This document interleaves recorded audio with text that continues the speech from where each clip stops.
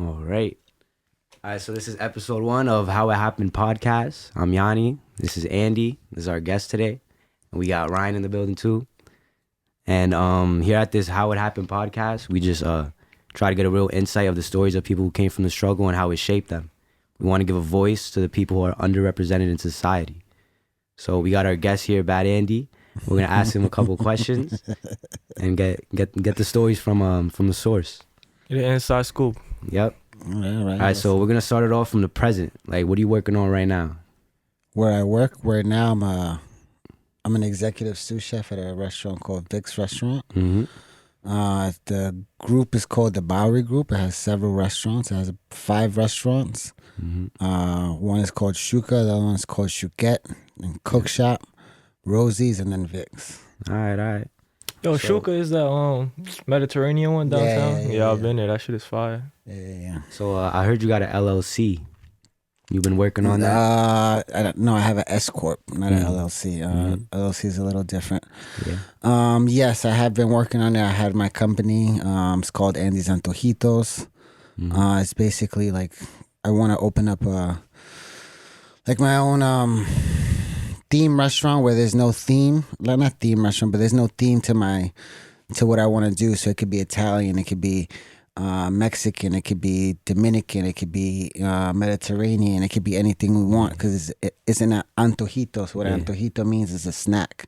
So it could be pizza, it could be falafel, it could be chicken wings, it That's could be dope. sliders, There's not really tying me down to anything, because I believe that great food comes from a lot of different places, and a lot of people have, great ideas and they want to like fuse them with others. So that's why I chose that as my brand and what I want to do. And Nah, that makes a lot of sense because this is New York, you know what I'm saying? It's the melting Yeah. pot.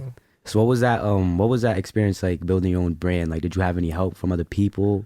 Like, was it just you? Andy's Antojitos, no, I don't even know where it came from, to be honest. That's something that I've always wanted to do. As a kid, I have always thought about how can I've always wanted my own version of McDonald's. Like I wanted a brand, but real food, like cooking, but I don't know. Like I always wanted to have a chain of restaurants, it could be, Mexican food in a fast pace, but not as like Taco Bell-ish or those kind of brands, but Authentic. better. More authentic, more of a brand, more of a, from the soul, cooking is an extension of myself. So, I want to make sure I represent it correctly, and I want to make sure that it's great, and it gives, an extension of me, Nice. So like in starting your S Corp, that was like a simple process or what? Simple as simple as long as you have the money, I guess. It wasn't that expensive, and I knew where to go. Now I have an accountant that I've been doing my taxes for more than 10 years. So he was also one of my bosses at one point. I worked for him, and he does all the accounting. So I've always kept in contact. It's always good to have great connections and keep your connections good and never mess them up. That's why I always tell Yanni, don't be messing up your your connections, man, because they can always bring you to where you need, and either now or later on in life. And he helped me out a lot with the S Corp. I literally just I wanted to do this. I told him the name. He told me how much it was gonna be, and then the next day he had all my paperwork ready, and I had a folder with all my stuff, and I started it. That's good dope. business. Yeah. But I think with that, it's not just. I also, had the opportunity where there was somebody that had a bar and they no longer wanted to deal with the kitchen, and they gave me the kitchen, and I just had to give them a cut, of the profits of whatever I made. So that's how I started it, and then I just went along and started the company because I already had something. So it wasn't just like I start the company and then that's it. I go from there. No, I had a business, and then I started the company. Okay, that's good because my next question was about to be how'd you get into it. So No, so that's why it that wasn't. makes a lot of sense. It wasn't just like, let me start a company and then go figure it out. No, I figured it out first, and then I went with my company and and did that easier.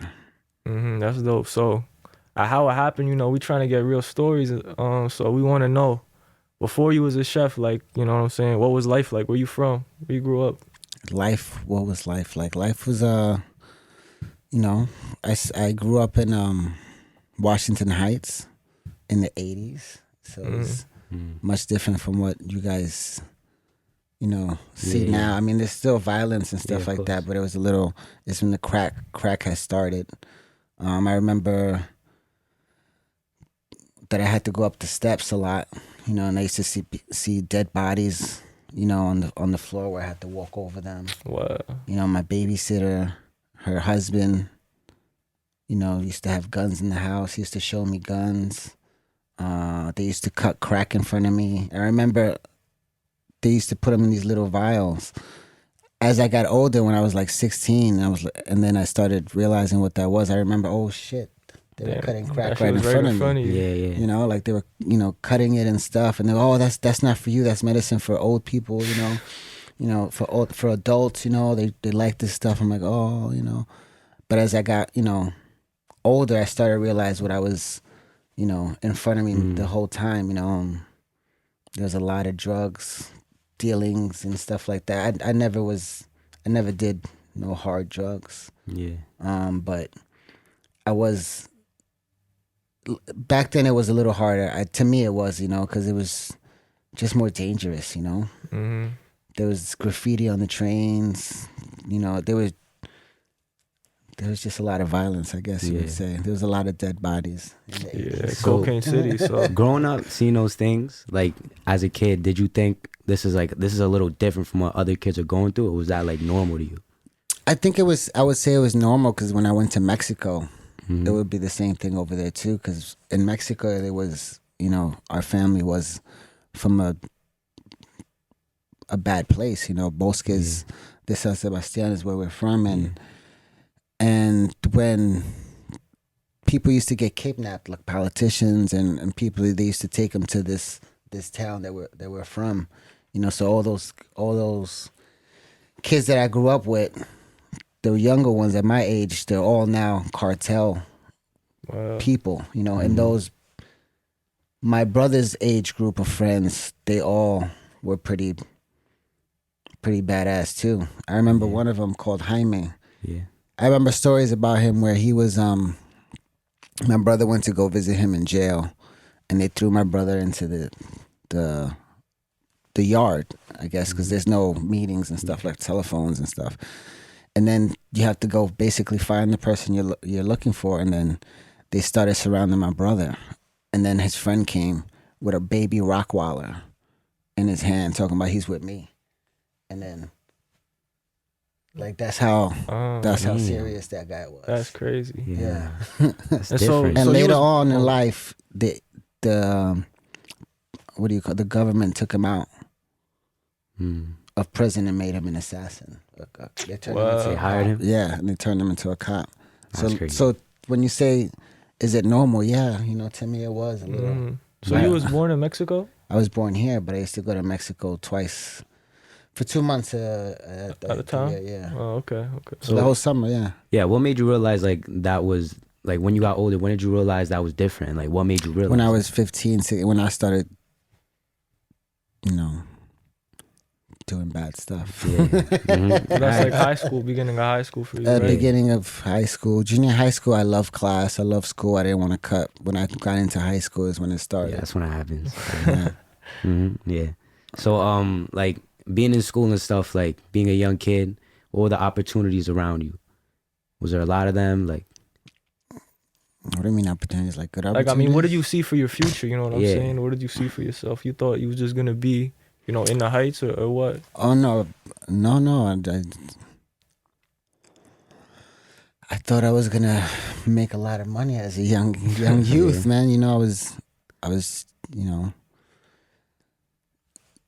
I did a little bit of hustling at a young age, and but then I started working because a lot of my friends would, going to jail and dying, and so I started, looking for work. Like I started dishwashing, and that led me into, into the path that I'm in now, is which goes cooking, because I remember as a dishwasher, I used to work in Jekyll and Hyde on Fifth Avenue, and I used to watch the cook.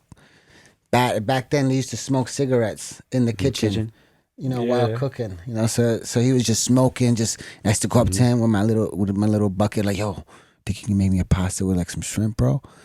He's like, yeah, no, just give me a minute. I'm like, all right, cool.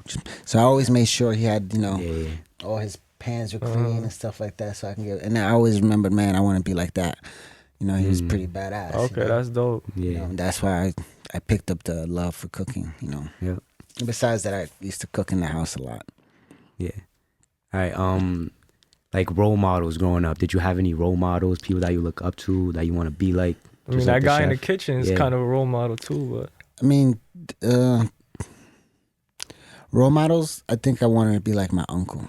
One of my uncles. His name is Jose Luis. He just took care of the family. You know, he's always, on top of everything. He used to take everybody out. You know, money was never an issue. He used to always take me places. You know, he was an architect, so he used to always travel. Every time I went to Mexico for the 2 months, he used to take me to different spots. You know, we used to eat at different places, like in the street, like not food trucks, but like back then, street vendors, back then, or whatever. So he knew all the places to go where it was good food.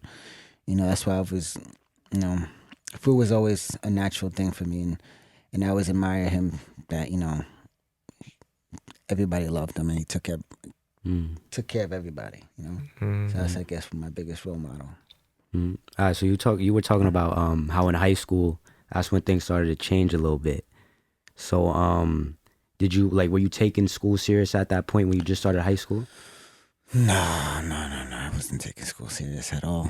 I was already cutting class. I started cutting class. I started just going to the gym and going to the lunchroom, going to the gym again and going to the lunchroom. That was basically my school routine, and then cut class and then go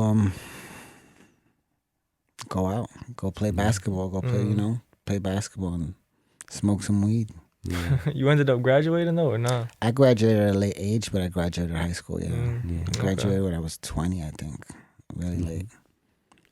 So what were some of the things you were involved in at a young age? Like all these bad things you said you did. What was some of that things you did? Oh no, I'm not gonna. You want to say none of that? All right. Fair, that's fair. Would you say why you were involved in them? Cause stupidity, I guess. Being in the wrong place at the wrong time, hanging out with the wrong people, not being inspired by the right people, and just wanting to be down, I guess. Yeah, I don't know if it's fair to call that stupid though, because you're attributing it all to like other people. So I guess in a way that is just like your environment, you know? No, stupid. I would say stupid because right from wrong. I guess you know that you shouldn't be hanging out with those people. You know that you shouldn't do this stuff, and you know that you should be at home, or you should be trying to get this, or trying to do a podcast or do positive stuff. Instead of being outside in the street trying to rob people or trying to sell drugs, or doing stupid things, or like what are the kids doing now, like going into fucking Apple stores and like running in, running out. So dumb, like that stuff is technology. That stuff has GPS and shit now. Too many cameras today. There's cameras everywhere. It's like, why are you stealing a bunch of clothes to sell it for a tenth of the price? Not even half price, a tenth of the price.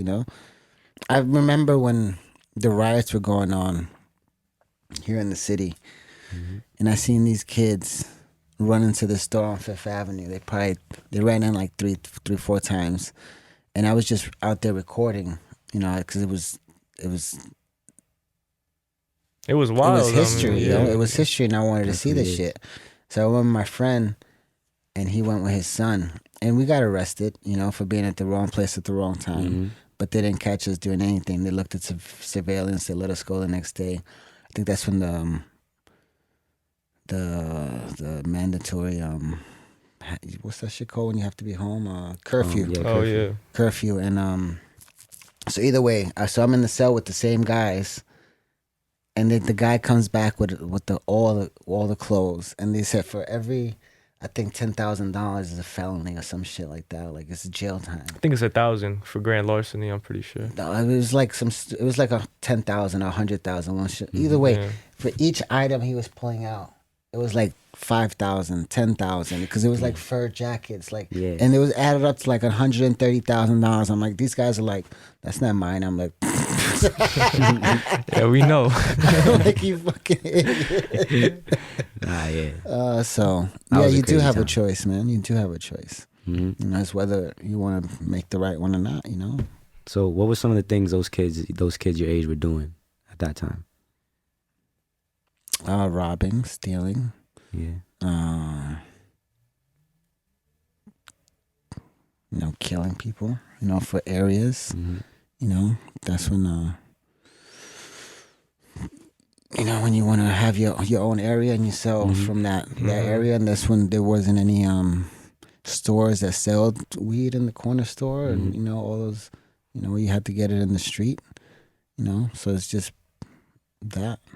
So where are those kids at now that you grew up Probably with? a lot of them are in jail. A lot of them, and that's a lot of them that I do see them now. They're like looking for work, or they, you know, they see me, but like, you know, they're like, oh shit, you know, like, hey, what up, big bro, you know. And before then, they were like, you know, Yeah. they were like the shit, you know, they were running shit. And now they're like looking for work, trying to get a dishwasher job, and like, you know, so that's where I'm at, and that's where they're at, you know. So the 80s, that's when Paid in Full came out. The movie Paid in Full, you watched that, right? Paid in Full came out in the 90s, I believe. No, I mean that's when it took place during the 80s. Yeah, I believe so. Yeah. So would you say that movie is like an accurate representation of what was going on? Yeah. Really? Yeah. Wow. And it was in an area near you, right? I was in Harlem, and I was in the Heights. So the Heights is where, well, they say that most of the drugs used to come from the Heights, because it came from George Washington Bridge, and then trickled the way down. Yeah. You know, from the Dominicans. And we lived in the Dominican world. Yeah, of course. I mean, so what would, like, did these people around you realize what they were getting themselves into at such a young age? Or were they just blind, like, going into the fire? Oh, they knew what they were doing, you know. They knew that what they were violent. They know what violence is, you know. They were. They was just expecting something on the other end, huh? And they didn't get it. What they were expecting was respect, respect really, and they wanted honor, and not honor, but just respecting the street cred. So it's like a Yes. pride thing for them. But yeah, pride. Yeah, that's all they knew, yeah. Yeah. So tell us about a moment where you realized, like, that's not worth it. What these people are doing, like, that's not it right now. Can't be doing that.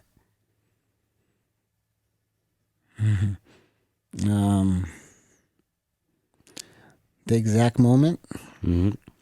I guess I was running away from something, Mm-hmm. and I realized that this was a bad idea. So have you guys ever seen play Grand Theft Auto and you have like 4 or 5 stars? Yeah. That's what it felt like. How many stars you had? I had like 4 or 5 stars because I had helicopters coming around. Helicopters? Yeah, so that's when I realized shit is We can't get into that story a little more? no, All right. never. All right. Maybe in private. But. All right. So, yeah, like, having 5 stars, like, when did you start to change, like, for the better as a person? I think I've always been a good person, you know. I just think The activities. that particular was your friends are just stupid, Yeah. you know, and you're trying to defend them, and then just being in the wrong place at the wrong time. I think that, you know, the situation was diffused, but it was always somebody that wants to do more than they should, and Yeah. then people get hurt. So like after you got like them 5 stars, is that when your attention started to shift and you got into like that dishwashing, and from there like you kind of progressed, or what? No, that was a lot after. This was. So you kind of, did you stay in it for a while after that, or? No, I mean, like I said, I was never like really super bad. You know, we all do bad stuff. We all, you know, attempt to do things. You know, but was I in that life? No, you know. But I've done my fair share of stupid shit. You know, but I was never like in that life. That's Yeah. fair. So you think that's what it takes for someone to change, like experiencing it themselves, or just seeing other people like other people? Experience something yourself. Yeah, I mean, you don't. You know, when you do something bad and you have that feeling of scaredness of the door, someone knocking on the door and you're thinking it's the cops. You know, every time the door or there's something rings or the phone rings, Yeah. and you just fear that someone ratted you out. You know. So you're living with like a lot of paranoia and stuff at this time, or what? No, I'm saying that when something bad happens and that's the experience that you have to go through in order for you to change. You know. Okay. You don't wanna fear that the cops are coming for you every day. You know, or like Yeah. and I think that's when you will change. You're like, oh shit, maybe this is not the life for you. Some people are stupid and think that's the life to live, but no, you want to be relaxed. You want to Yeah. wake up Definitely. in peace, man. That's true. So the cops back in the days, like, I always hear stories about how racist they were. Yeah. People were going through discrimination. Stop and frisk. Yeah. And Yeah. So you're yeah. a Latino male growing up in the 80s in Washington Heights. 90s, 80s. I was a kid, man. I was only like 10, 11. How were they treating you? Like, As a kid, they didn't do shit to me. They didn't really bother you. But as a teenager, yeah, stop and frisk was a big thing in the 90s. All the time, yeah. so for no reason they would just Yeah, talk if you're to in a crowd, if you had baggy pants and you had a hoodie and you had North Faces and you're with a crowd, you guys will all get frisked. This is not a, yeah. And did you ever see someone like try to resist that? What would happen to them? They'll get fucked up. Really? Yeah. Yeah, a lot of my friends got fucked up. I wasn't trying to get fucked. So the cops were like corrupt back then, you would say. No, I think they were just power hungry. I mean, what are they gonna take from a kid? You know, we weren't making, we weren't those guys. You know what I'm saying? You know, but there was just bullying. You know. You ever seen cases where a cop would be cool about it back then? Or, I know it's a little different nowadays, but There's some cool cops. Yeah, I mean, there's always, nice people, but there was very rarely, man. Unless they already knew you and they just wanted to fuck with you. You know? If they knew you by first name basis and you knew you were, there was a troublemaker, you stayed away from those kids. Yeah. Those guys are snitches. Yeah. So like growing up in your neighborhood, would you say you experienced racism? Or was that When I lived in Washington Heights, no. But then when I moved downtown with my mom to like Yorkville in the city, a little bit, yeah. I mean, but in New York, I think racism is like so everyday that you don't really notice it. Once if you're from New York and you go to like Albany or like another town, you feel the difference. In New York you don't feel it because it's just every day. But if you go to another town or another state, you definitely feel the stares and the way they look at you and stuff. You see it, you feel it more, especially being being a New Yorker. You feel that energy. you think that's changed over the years? No. It's still present today, Yeah. just as much. Is it like a little bit more discreet now? Are people like scared to? No, I think it's less discreet now. yeah, I mean, I feel like after 2016, after Trump got elected, people just felt more open and more open. Yeah, So that's true. Yeah. All right, I'm gonna give you a statistic. All right, so in 2022, it was found that 92% of gun violence in New York City takes place in only 30 precincts. So, what do you think the solution is to help make these environments a better place to grow up?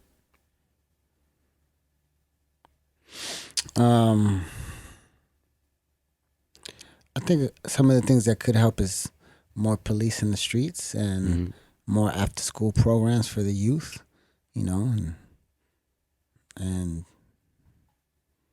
I think those are the biggest two that will really help the police presence at night, especially, because if there's no police presence, people don't, people gonna do what they want. And that there's programs for the youth and like cooking school, for young kids. That's something that I did that got me out of the streets. or just not being outside.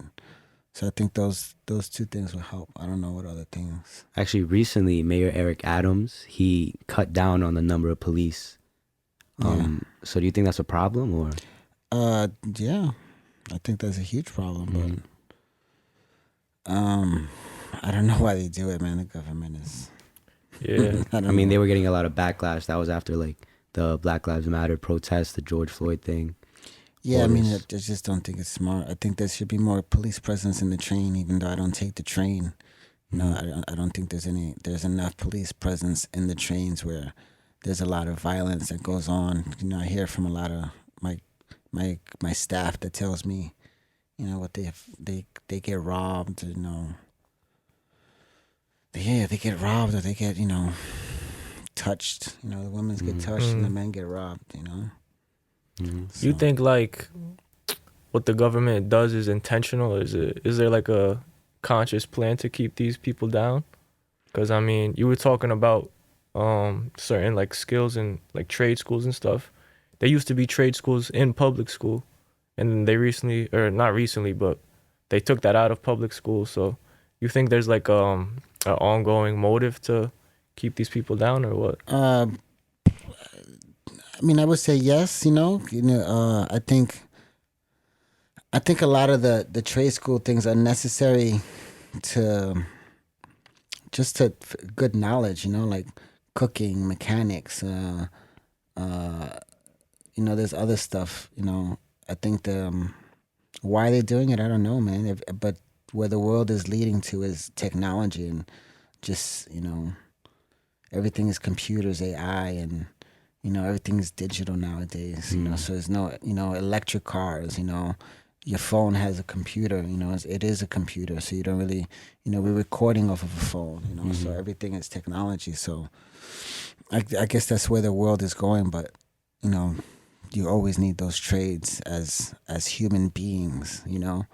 You need to learn how to make fire and, you know, change the oil and change the tire. There's so many people that don't know how to change a tire. Yanni probably doesn't know how to. I don't know how to do doesn't that. even know how to.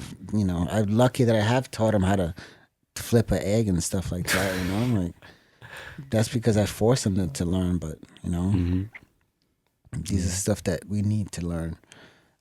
I think I'm. What is it? I'm the last of my kind, bro. That's the think so? dying breed. Yeah, yeah, man. Because my what is it, I was in the 80s, so all my grandfather and mothers and stuff like that, they weren't into the cell phones like you know they are now. Yeah. And So you're like, I started with, you know, black and white TVs and cell phones, and you know, just the cell phone with no. When I had the cell pager? phone and I had a pager back then. I had the iTunes and a cell phone were different. Now they're together, you know. Because Okay. before, to listen to your music, you couldn't do Oh, it that on your little phone. iPod. Yeah. Yeah, I know what you're talking about. So, you know, yeah. So speaking about music, you know what drill music is, right? Yes. So would you say that's promoting violence among the youth right now?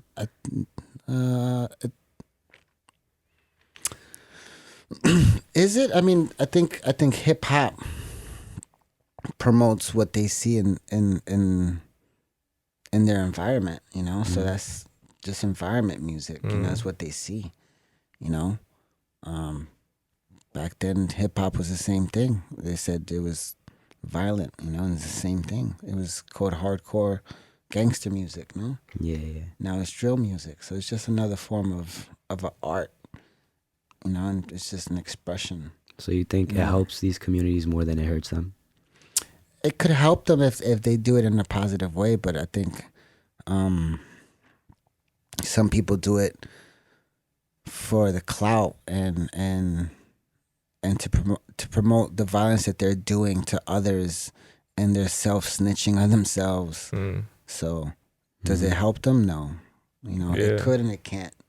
You know? Yeah, I would say it's like a kind of what you were saying. It's in a reflection of their environment. They're just, you know, putting back what they see. But I feel like at the same time, it does kind of glorify it. You know what I'm saying? Yeah, So, it keeps people in a cycle in a way. But some people also get out of their situation That's what I'm through saying. music. So it provides work. It provides, you know, Yeah. you can be an artist. You can find an engineer from it. You can find a Manager. light person, a manager, a marketing person, a cook. You know, so that one person could give other jobs if done correctly. You know, but you know, so a yes and no. So yeah, a lot of people say that the music is to blame for these communities and their high crime rate being so high. Do you think like it's a community problem, or is it the system keeping these people in a problem? I think it's a community problem. Mm-hmm. I don't think it's. I think the community. A lot of the community people are scared, so they don't want to do much or things to help the environment. Mm-hmm. You know, like I said, the programs and after school programs, or being harder on their kids and not, you know, or more people should be outside instead of everybody being outside. You know, I think more families are outside and there's more people will feel safer, you know, and people won't do such bad things, you know. Mm-hmm. Does society help it? No, it doesn't make, you know, it's a combination of both, you know, but I don't know. Mm-hmm. The community, I think, has a lot to do with it, Mm-hmm. you know. All right, about gentrification, we see all these communities now being gentrified, rich people moving in, poor people being forced to move out. Do you think that's beneficial to the city, or does it hurt us more? Depends on who you ask, you know. Like as far as a business, I think it's good for business, man. You know, because you know more people are around, more different cultures, more people are curious to the cuisines of that you make. You know, like as far as food, you know, for the so I think it's a good thing. You know, some people don't think it's a good thing because of it pushes people out into further north or further away from the city, but it also it's not cheap. Yeah, that's true. Mm-hmm. Things are not cheap, so they're making it harder for everybody. You know, I make good money and it's still expensive for me. You know, so It's only getting harder too. Yeah. Inflation. I feel like it's just That's the state another of the thing, yeah. country as well. So, yeah, it's a problem. The country's not being run right, and money is not being made. Do you keep up with Mayor Eric Adams and his policies? No, not not at all. No. What are some of his policies? Just like I said before, like cutting down on the police, No, things like that. no, I don't think those are good policies. I think he's a more reactive mayor. I mean, he was a cop, Yeah. so he reacts more instead of he's not a real. Well, I don't know. I don't know nothing about him to really say those things, but you know, cops are very aggressive in how they think and do. All right. All right. Next question. If you could say something to your younger self, what would it be?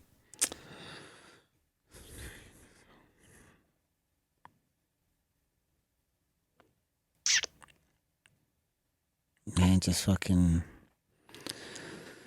believe in yourself, man. You know, I was capable. You were capable of doing everything I wanted to do. You know, I just took my time. You know, and if I would have did it faster and been more aggressive in how I did it, I think it would have worked. You know, because there was nothing in my life that that I couldn't do as long as I put my mind to it. I've done everything. And, you know, you've seen everything I wanted. I've gotten. So it's not like at an older age. You know, if I was younger, me should have just pushed to do more. You know, have more, save more. You know, invest more. You know, look at the economy and what I could have invested in to make me you know, in a financially better state. So you saying invest more, and I kind of want to take it back to the community versus the system.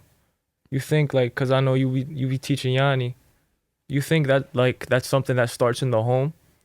Like we should take it upon ourselves to raise our children correctly, and I feel like more people need to actually be held responsible for what their family's doing and stuff like that. I think 100% that has a effect.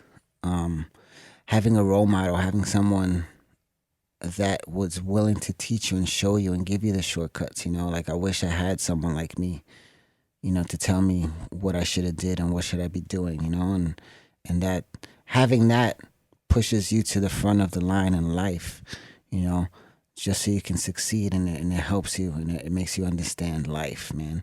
Because if those role models that you look at and they're doing what they're saying they're doing, and giving you great advice, instead of just telling you things and not doing nothing and just sitting there playing video games and, just telling you what to do. But if you have someone showing you how it's done, then yeah, you can go very far in life, I believe. I didn't have someone pushing me, but I did see someone, like I said, my role model, that I saw him do it, He wasn't there because he lived in Mexico, but someone in the house, if there was someone in the house pushing me the way I, would want to be pushed, then yeah, it could have been a big fucking difference. So what was there to motivate you growing up? There wasn't myself. Mm-hmm. You felt like an obligation to your family too, like coming where you come from? Yeah, I mean, well, I just wanted money in my pocket all the time, man. So I started off at a young age, 14, 15. I started working at 16, but I was making money at 15. All right. Is there anything else like you want to add, or anything else you would say to the people watching? The people watching, I don't know the people. I don't I don't even know what this is, man. To the world. One message to the world. If you could say anything. What a message to the world, man. Listen, man. Find somebody out there that you're willing to push with, and when you find that one person that you can push and succeed, and set goals, and every year you set higher goals, So I have a friend, since we were young, we decided we both wanted to make $50,000 a year, somehow, some way, and our income needed to be $50,000, we started from there, and as long as you have that one person to push you and keep, being positive and not giving you any negative energy, and always, give you pushback, but just enough where you can keep going forward. Holding each other accountable. Yeah, you can go very far. Me and my friend right now at last year was 250,000. I think we're going for like 300,000, 350,000 for the next new year. And every year I've met my goals with her. That's dope. So what are some of your further plans for business? What are you planning on doing? I want to open several different kind of restaurants, different things. When that, I want to do it, real estate, I have land in Mexico that I want to, just have to build some homes on it. I don't have the money right now, but I want to do some real estate in Mexico. I want to do some real estate here. I want to have a couple restaurants. I want to own, maybe a couple parking lots and stuff like that, stuff that give me passive income, and I can have, at least $5,000 a week of passive income. That's my goal. Okay. So you're trying to build that generational wealth, pretty much. I'm trying to build wealth for myself, and then if they get lucky to spend it, then yeah. I don't know. Yanni's always thinking he's gonna get my money. I told him it's my money, man. That's not. One day I'm trying to spend all my money before I die. Can't take it to the grave with you. No, well, some things I can't, but the money that I spend, I could. Yeah, that's true. I think that's it though. That's it. All right. Want to wrap it up, Thanks. right? Yo, that was the first episode, How It Happened. We appreciate y'all for tuning in. Thank you to our guest, Bad Andy. Thank you to our engineer, Mark. Appreciate Record House Studios, Record House NY for having us. And that's that. Yep. Thank you guys for watching. Stay tuned. Thank you.